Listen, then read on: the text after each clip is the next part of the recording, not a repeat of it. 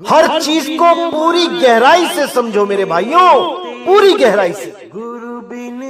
तो आज का जो हमारा सत्संग है बहुत इंपॉर्टेंट सत्संग है, बहुत ज्यादा, क्योंकि बहुत से लोगों ने भ्रमित करना शुरू कर दिया है कि परमात्मा हृदय में रहता है, परमात्मा नैनों में रहता है, आंखों में रहता है, परमात्मा श्वासों में रहता है, परमात्मा नाभि में रहता है। बहुत ज्यादा भ्रमित कर रहे हैं लोग इस देही ज्ञान को सुना सुना के। इसीलिए साहिब ने बोला, देही ज्ञान सब जगत बखाने, विदेही ज्ञान कोई बिरला जाने।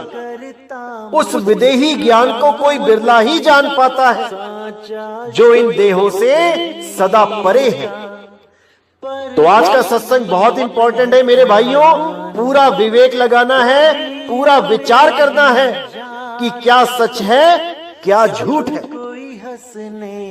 तो आइए देखते हैं क्या कहती है वाणी। गरीब दहूं संधि से न्यारा कहूं, नहीं हीरदा नहीं नैन, 10 में ऊपर दीप है जहां अजब विशालन बैन। तो यहाँ पे गरीबदास जी बिल्कुल साफ इशारा कर रहे हैं कि वो परमात्मा का वास कहाँ है, जिसे लोग ढूंढ ढूंढ के परेशान हैं, लेकिन किसी को भी वो प्राप्त नहीं हो पा रहा। क्यों प्राप्त नहीं हो पा रहा? क्योंकि वो जगह ही गलत है जहां पर वो ढूंढ रहे हैं। कहां पे ढूंढ रहे हैं?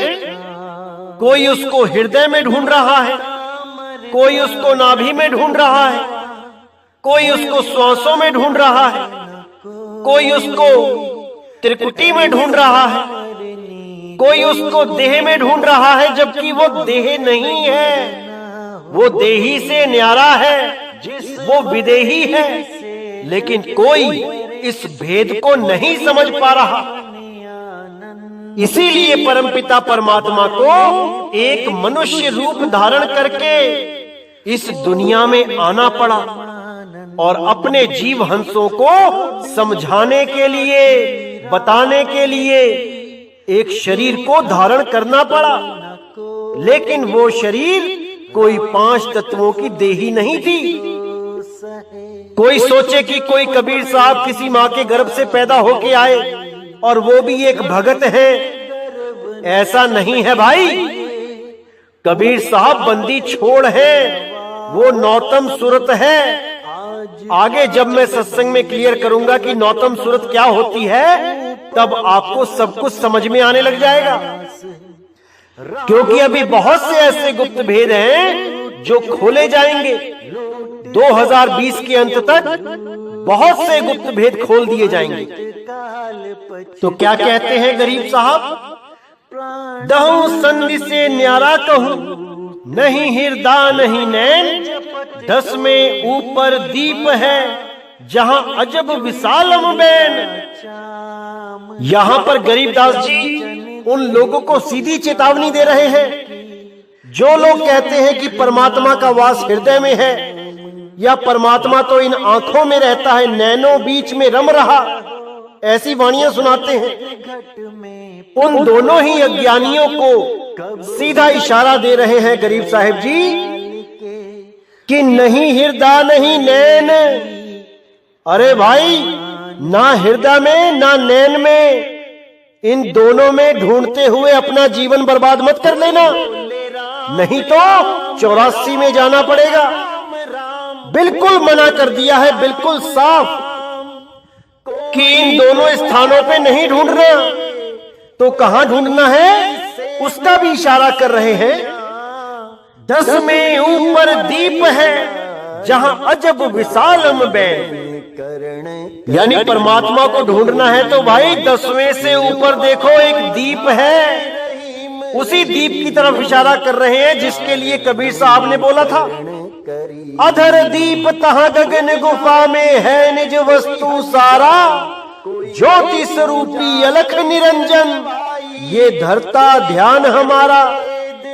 कुछ लोग समझते हैं कि एक ज्योत हृदय में जली हुई है, आधी ज्योत शरीर में है, आधी ज्योत हृदय में है। और ज्योति को ज्योत से मिला देना है, उसी को कहते हैं ज्योत में ज्योत समाना। ये महा अज्ञान है।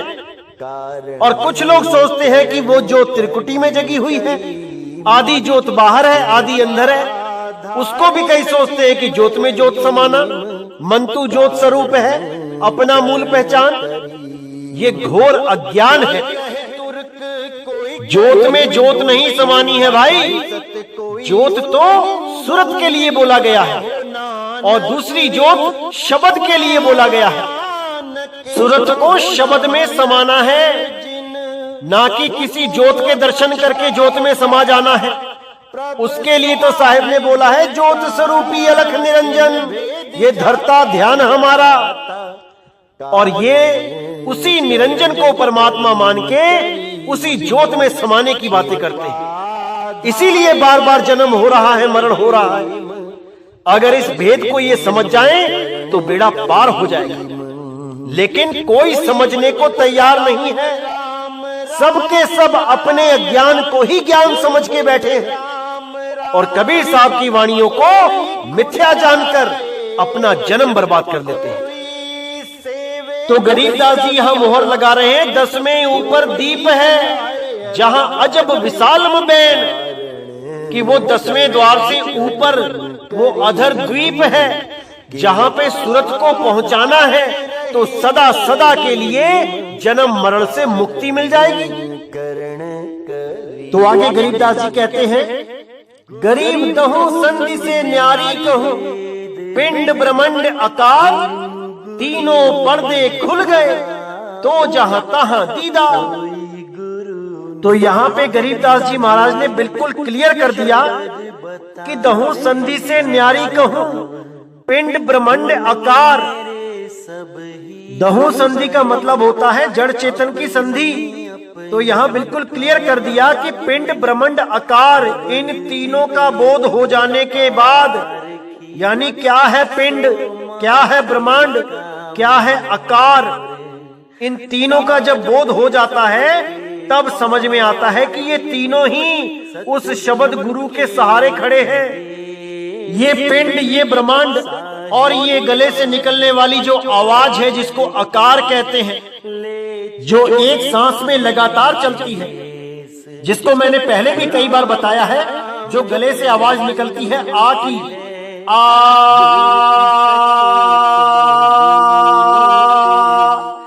ये जो आवाज है ये आकार कहलाती है। तो गरीब साहब कहते हैं, गरीब दहूं संधि से न्यारी कहूं, पिंड ब्रह्मांड आकार, ये तीनों, इन तीनों का जब बोध हो जाता है, जब ज्ञान हो जाता है, जब इनका अस्तित्व पता लग जाता है कि ये कहां से ताकत ले रहे हैं, तब वो तीनों पर्दे खुल जाते हैं। तीनों पर्दे खुल गए तो जहां तहां दीदार। फिर जीव, शिव और पीव, इन तीनों पर्दों को खोल दिया जाता है। तब समझ में आ जाता है कि जीव अवस्था क्या है, शिव अवस्था क्या है और पीव अवस्था क्या है। हर चीज का बोध हो जाता है, जहां तहां दीदार, हर चीज समझ में आने लग जाती है। तो आगे कहते हैं, गरीब सतगुरु को क्या दीजिए, तन मन धन और शीश, पिंड प्राण कुर्बान कर, जिन भक्ति दई बख्शीश। अब यहाँ पे गरीबदास जी महाराज जीवों को जगाते हुए समझा रहे हैं कि तुम सतगुरु को क्या दे सकते हो, क्या है तुम्हारा इस दुनिया में, तुम लेके क्या आए थे। ना तो तुम्हारा शरीर ही तुम्हारा है, एक दिन इसको भी छोड़ के चले जाना है, ना ये मन तुम्हारा है क्योंकि यही तो तुम्हें उलझा के बैठा है, और ना ही ये धन तुम्हारा है जो एक दिन यहीं पड़ा रह जाएगा। तो इसीलिए गरीबदास जी समझा रहे हैं कि तुम सतगुरु के चरणों में तन मन धन तो अर्पण कर ही दो, साथ में अपना शीश भी अर्पण कर दो। क्योंकि कबीर साहब भी कहते हैं, शीश दिए जो गुरु मिले तो भी सस्ता जान। भाई बहुत सस्ता है ये, अगर शीश भी काट के चढ़ा दिए जाए गुरु के चरणों में। और उसके बदले गुरु से क्या मिलेगा, उसके बदले मिलेगा भक्ति साधना का असली ज्ञान, सत भक्ति ज्ञान, सच्ची भक्ति कैसे करते हैं उसका ज्ञान, क्योंकि भक्ति तो सभी करते आए हैं। देवी देवता, पीर पैगंबर, भुइयां भवानी, बड़े बड़े ऋषि मुनि महर्षि सभी भक्ति करते आए हैं, लेकिन मुक्ति किसी को नहीं मिली, क्योंकि वो भक्ति तो करते रहे लेकिन सत भक्ति नहीं कर पाए, सच्ची भक्ति नहीं कर पाए। इसी देह के अंदर ध्यान लगा के युगों युगों तक बैठे रहे। कोई हृदय में ध्यान लगा के बैठा रहा, कोई श्वासों पे ध्यान लगा के बैठा रहा, आती जाती श्वासों को तकता रहा, उन्हीं श्वासों को देखता रहा। कोई त्रिकुटी में ज्योत के दर्शन करता रहा, कोई अपने गुरु का ही स्वरूप देखता रहा, कोई नाभि में ध्यान लगाता रहा। ऐसे ही इस शरीर के अंदर ध्यान करते करते अपना जन्म बर्बाद कर लिया। सच्चा ज्ञान कब मिलता है? जब सतगुरु विदेही ज्ञान का भेद बताता है। पहले ध्यान विदेही समझाता है, फिर नाम विदेही बताता है, तब जाके जीव बंधन मुक्त हो पाता है। इसीलिए कबीर साहब ने बोला, ध्यान विदेह और नाम विदेहा, दो लख पावे मिटे संदेहा। जब तक ये संदेह खत्म नहीं होगा, ये जन्म मरण खत्म नहीं हो सकता। चाहे सारी उम्र हृदय में ध्यान लगा के बैठे रहो, कंठ पे ध्यान लगा के बैठे रहो, त्रिकुटी में ब्रह्मरंध्र में ध्यान लगा के बैठे रहो, वो परम पिता परमात्मा कभी नहीं मिलेगा, कभी नहीं मिलेगा, क्योंकि उसका स्थान इस शरीर में नहीं है, इस घट में नहीं है। इस घट का राजा मन है, मन। उस मन को ही पकड़ना है और इस गढ़ के ऊपर चढ़ जाना है, जहां पर चढ़ के परमपिता परमात्मा मिलेगा। इस शरीर में परमात्मा नहीं मिलेगा भाई, इसमें मन राजा है, इसमें मन राजा है। इसी चीज को समझाने के लिए गुरु ग्रंथ साहब में कबीर साहब ने वाणी बोली है। आइए देखते हैं क्या कहती है वाणी। सत संतोख ले लर्दे लागा, तोरे दुई दरवाजा, साध संगत और गुरु की कृपा ते, पकड़ियो गढ़ को राजा।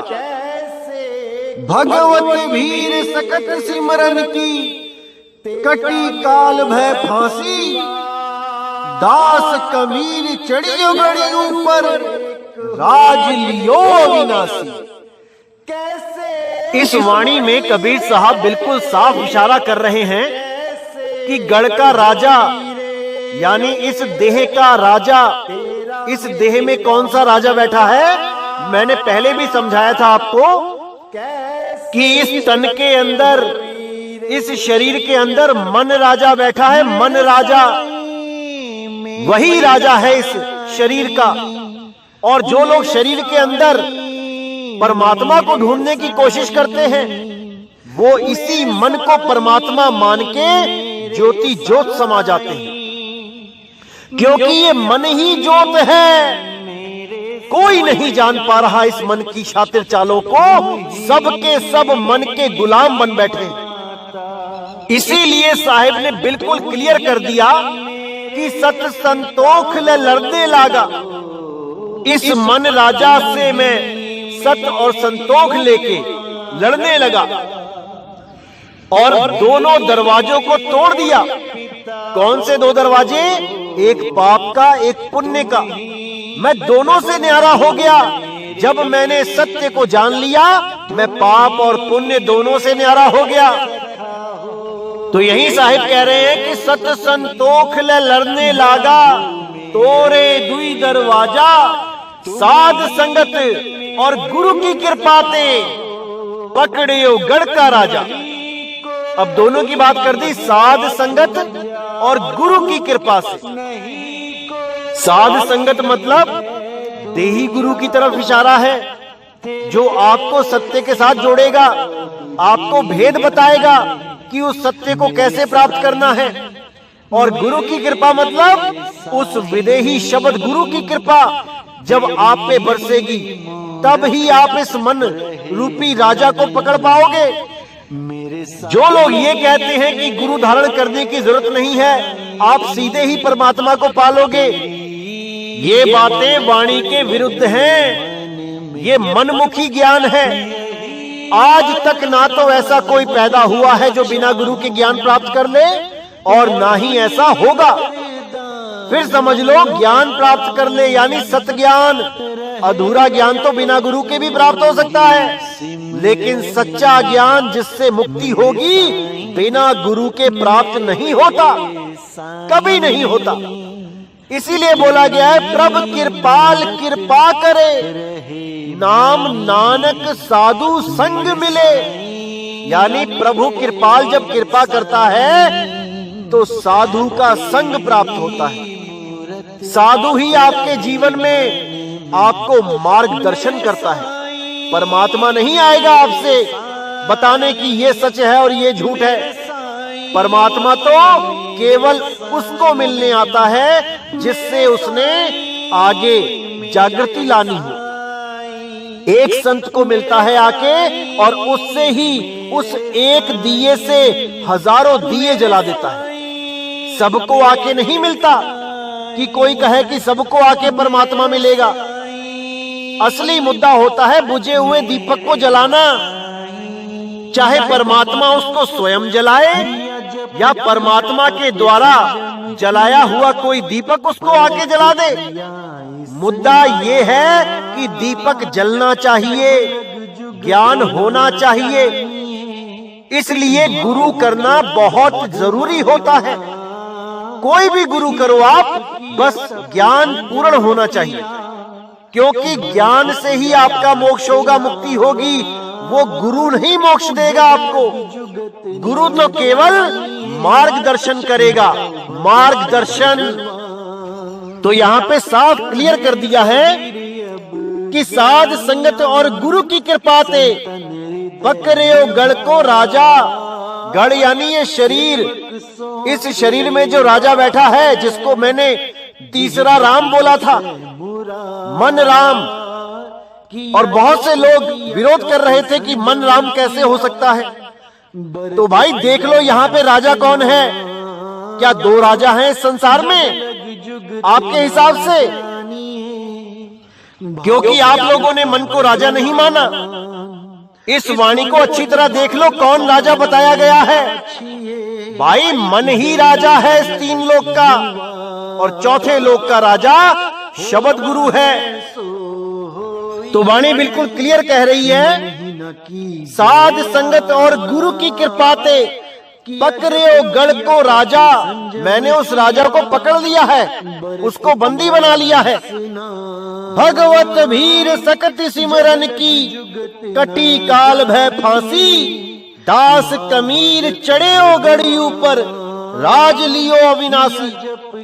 इस शरीर रूपी गढ़ में जो मन राजा है, मैंने उसको पकड़ लिया है, बंदी बना लिया है, और मैं अब इस गढ़ के ऊपर चढ़ गया हूँ। इस गढ़ के अंदर नहीं है परमात्मा, इस गढ़ के मैं ऊपर चढ़ गया हूँ, और वहां पर मैंने अविनाशी का राज ले लिया है।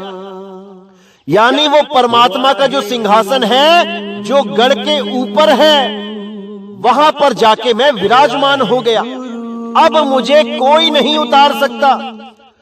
उसी के लिए बोला साहेब ने, अब तो जाए चढ़े सिंहासन, मिले हैं सारंग पानी। राम कबीरा एक भय है, कोई ना सके पहचानी। कि अब मैं उस सिंहासन पे जाके विराजमान हो गया हूं, जहां से मुझे कोई नहीं उतार सकता, क्योंकि वही मेरा निज स्वरूप है, वही मेरा निज स्थान है, वही मेरा निज नाम है। ना कि मैं इस शरीर के अंदर अपना असली घर मान के बैठ जाऊं।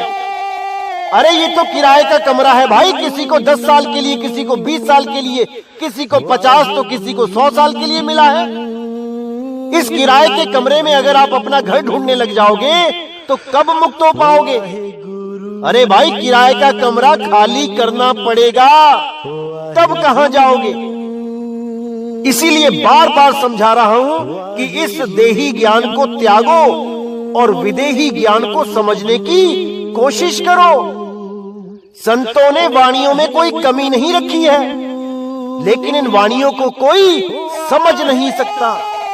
पढ़ तो सब सकते हैं, 600 साल से पढ़ ही रहे हैं सब, लेकिन समझ नहीं पाए, क्योंकि परमात्मा जिसको आदेश करता है वही इस मूल ज्ञान को खोल सकता है, अन्यथा कोई नहीं। सब पढ़ तो सकते हैं क्योंकि पढ़े लिखे हैं, लेकिन समझ नहीं सकते क्योंकि अनुभव ज्ञान नहीं है, शब्द की प्राप्ति नहीं हुई है, इसलिए वो शब्द की भेदी वाणियों को नहीं खोल सकते। इसलिए मेरे भाई हर चीज को समझने की कोशिश करो। ये जीवन बहुत अनमोल है, बहुत ज्यादा। अभी बहुत से आएंगे भरमाने वाले, एक नहीं आएगा, हजारों आएंगे। लेकिन आपने हर चीज को अच्छी तरह समझ के अपने आप को इन लोगों से बचा के रखना है, क्योंकि ये लोग शक का बीज डालते हैं आपके दिमागों में, और अगर वो बीज सही से पड़ गया तो वो बीज एक दिन पेड़ बन जाता है और आप सत्य के मार्ग से भटक जाते हो। उनका कुछ नहीं बिगड़ेगा, बिगड़ेगा आपका। 184 में आपको जाना पड़ेगा। तो मेरे भाई अच्छी तरह विचार करो, अच्छी तरह समझो इस चीज को, क्योंकि ये मूल ज्ञान समझाने वाला आपको कोई बार बार नहीं आएगा। परमात्मा की दया हुई है, जो ये मूल ज्ञान आज आप सुन रहे हो, तो अच्छी तरह पूरा लाभ उठाओ इसका, और जन्म मरण से सदा के लिए मुक्त हो जाओ। तो आगे देखिए क्या कहते हैं गरीब साहेब।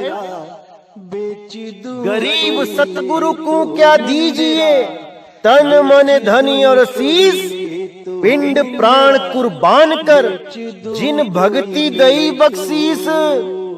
अब यहाँ पे आपने पूरा विचार करना है गरीबदास जी महाराज क्या कहना चाह रहे हैं।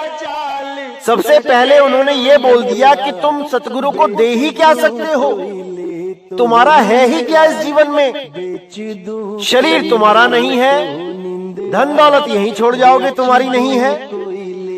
मन तुम्हारा गुलाम है नहीं, मन तो तुम्हें ही भटका के बैठा है, वो भी तुम्हारा नहीं है। तुम्हारा है क्या जो तुम वहां पे अर्पण करो गुरु के चरणों में? तुम्हारा कुछ नहीं है। जो कुछ तुमको मिला है यहीं से मिला है, और यहीं पर छोड़ के एक दिन चले जाओगे। गुरु की शरण में रहोगे तो मुक्ति को प्राप्त कर लोगे, और अगर गुरु धारण नहीं करोगे तो 184 में चले जाओगे। जाना तो पड़ेगा, कोई नहीं बचा जो इस शरीर को छोड़ के नहीं गया, जो इस किराए के कमरे को छोड़ के नहीं गया। जितने भी गए, या तो वो दूसरे किराए के कमरे में चले गए, या फिर वो भाग्यशाली जीव जिनको सतगुरु ने उनके असली घर का लखाव करा दिया, उस निज घर का लखाव करा दिया जो इस देह से बाहर है, ना कि इस किराए के कमरे में है। जिसको भी ये ज्ञान कराया गया वो अपने निज घर को पहुंच गया, उस अधर द्वीप पे चला गया जहां से वापस आने का कोई मतलब ही नहीं है। वो अपने निज स्वरूप में स्थित हो गया, अब उसका आना जाना खत्म हो गया। अरे ना कहीं आना ना कहीं जाना, आपे में आप समाना, रूप में रूप समाना। अब वो एक हो गया, अब अनेक नहीं हो सकता। तो आगे कहते हैं गरीबदास जी कि सतगुरु के चरणों में अपना शीश दे दो। इसका मतलब ये नहीं कि शीश काट के दे दो, शीश का मतलब है अहंकार, क्योंकि अहंकार की वजह से ही किसी का सिर नहीं झुकता गुरु के आगे। उस गुरु के आगे अहंकार का शीश झुका दो, तब समझ लो कि तुम्हें अब जन्म मरण में लाने वाला कोई नहीं है। तन मन धन तो वार करना ही करना है, सबसे बड़ी चीज है अहंकार को झुकाना है। क्योंकि बहुत से लोगों को इस बात का अहंकार हो जाता है कि मैं गुरु की सेवा करता हूं बहुत ज्यादा, मैं बहुत बड़ा सेवक हूं, मैंने इतना दान दिया, मैंने इतना समय दिया गुरु को, मैंने ये किया, मैंने वो किया, ये अहंकार भी उसे मुक्त नहीं होने देता। उसे उसका फल मिलता है, अगले जन्मों में जाना पड़ता है। तो यहाँ पे गुरु साहिब कहते हैं कि तन मन धन तीनों अर्पण कर दो। अब धन किसको अर्पण करना है? धन लेने के लिए तो सारे ही बैठे हैं झोली फैला के, कोई दे तो सही। कुछ लोग तो YouTube पे ही अपना अकाउंट नंबर छाप के बैठे हैं कि जल्दी गुरु बनाओ, जल्दी लाभ पाओ, जल्दी मुक्ति पाओ, अकाउंट में पैसे डालो, आज ही मुक्ति पाओ, 3 सेकंड में ही परमात्मा दिखा दूंगा। ऐसे बड़े बड़े दावे करने वाले चतुर प्राणी अब आपके सामने आ चुके हैं। अब आपने विवेक लगाना है कि इनके जाल में फंसना है या नहीं। तो गरीबदास जी ने भी कभी मना नहीं किया कि धन नहीं देना है, देना है, लेकिन किसको देना है इस पे विचार करना है। तो कबीर साहब ने भी बोला है, मर जाऊं मांगू नहीं अपने तन के काज, परमारथ के काज में मोहे ना आवे लाज। क्या होता है परमारथ, इस पे विचार करना है। जो गुरु आपसे पैसे मांगता है अपने आश्रमों को बनाने के लिए, बिल्डिंगें खड़ी करने के लिए, सुख सुविधाओं के लिए, परमार्थ के नाम पे, कहने का मतलब वो ये डायरेक्ट नहीं कहेगा कि मैंने बिल्डिंगें बनानी है आश्रम में, मैंने मकान खड़े करने हैं आश्रम में। वो कहेगा कि मैंने प्रचार करना है, मैंने परमात्मा का प्रचार करना है, मुझे पैसे दो। और जब आप उसको पैसे दे दोगे तो वो अपने आश्रम में ईंट पत्थरों में लगा के बैठ जाएगा। क्योंकि यहाँ पे हर बंदा बड़ा बनना चाहता है। मेरा बड़ा मकान, मेरी बड़ी दुकान, मेरा बड़ा भवन, मेरा बड़ा आश्रम, ये सब के सब बड़े बड़ाई में फंसे पड़े हैं। जबकि कबीर साहब, रविदास जी महाराज, नानक साहब, इन लोगों ने कभी भी आश्रमों का विस्तार नहीं किया। इन्होंने एक झोपड़ी में ही जीवन काट लिया। कभी भी इन्होंने बड़ी बड़ी ऊंची ऊंची बिल्डिंगें नहीं बनाई, कोई महामंदिर नहीं बनाए। लेकिन ये पाखंडी गुरु जितने भी बैठे हैं, ये सब अपने आप को बड़ा करने के चक्कर में भोली जनता का पैसा लगा के अपनी जेबें भरने में लगे हैं, अपने बड़े बड़े साम्राज्य खड़े करने में लगे हैं और कहने को साधु हैं। अरे ये लोग तो राजाओं से भी ज्यादा पैसे वाले हैं, राजा भी इनके सामने कुछ नहीं है। और कहलाते हैं ये फकीर, कहलाते हैं ये फक्कड़ साधु। शर्म आनी चाहिए इन लोगों को। तो गरीबदास जी यहाँ पे कहते हैं कि धन दो, जरूर दो, लेकिन किसको दो? जो इन 3 कामों में उस धन को लगाता है। नंबर 1 पे परमात्मा की वाणी का प्रचार, ग्रंथ छापने के लिए, पुस्तकें छापने के लिए वो पैसा लगना चाहिए, ताकि जन जन तक ये सत्य ज्ञान पहुंचे, ये मूल ज्ञान पहुंचे, जिससे जीवों का कल्याण हो। नंबर 2, अगर किसी शहर में सत्संग होता है और काफी भीड़ इकट्ठी हो जाती है, तो वहां पर भोजन प्रसादी के लिए, लंगर के लिए वो पैसा लगना चाहिए। जैसे बाबा नानक ने उस समय 20 रुपए साध संगत की सेवा में लगा दिए थे, लंगर में लगा दिए थे, भोजन में लगा दिए थे। जबकि वो पैसे उनके नहीं थे, वो पैसे उनको उनके पिताजी ने दिए थे, जिनका कोई भी भाव नहीं था साध संगत में। वो पैसे केवल इसलिए दिए गए थे नानक साहिब को कि जाके कोई बिजनेस करे, कोई काम धंधा करे, ना कि साध संगत में लुटा दे। लेकिन बाबा नानक ने बिना पिताजी की परमिशन लिए वो 20 रुपए साध संगत में लगा दिए, भोजन भंडारे में लगा दिए, और उसको नाम दिया सच्चा सौदा। सच्चा सौदा। तो वही सौदा आज भी मान्य है, आज भी भोजन भंडारे लंगर होने चाहिए, और इसको कोई ये नहीं कह सकता कि ये बिल्कुल गलत है। ये सच्चा सौदा है भाई, उस समय भी सच्चा था, आज भी सच्चा है। इसीलिए आज भी गुरुद्वारों में भोजन भंडारा किया जाता है, वो प्रथा आज तक चल रही है। उस 20 रुपए के कारण बाबा नानक को अपने पिताजी से झापड़ तक खाना पड़ा। अगर वो दान पुण्य करना गलत होता तो बाबा नानक कभी ना करते। लेकिन ये बातें एक निगुरा नहीं समझ सकता, वो साकट नहीं समझ सकता जिसने कभी गुरु धारण नहीं किया कि साथ संगत की सेवा करना कितना बड़ा कार्य है परमार्थ में। ये बात केवल एक गुरुमुख ही जान सकता है, जिसको गुरु के द्वारा ज्ञान प्राप्त होता है। तो तीसरा जो धन का उपयोग होता है वो होता है प्रचार में, किराए भाड़े में। जैसे बाबा नानक उस समय श्रीलंका से लेके अरब देश तक गए, तो कैसे पहुंचे होंगे वहां तक पैदल? बिना पैसों के तो नहीं जा सकते, लेकिन संगत ने उनकी मदद करी और वो आगे से आगे बढ़ते रहे। कई जगह उन्होंने भोजन किया, कई जगह जो भी सेवा मिली उनको, उन्होंने उसको सफर में लगा दिया, उन्होंने उसको प्रचार में लगा दिया। तो सेवा लेना बुरा नहीं है, लेकिन सेवा सही जगह लगनी चाहिए।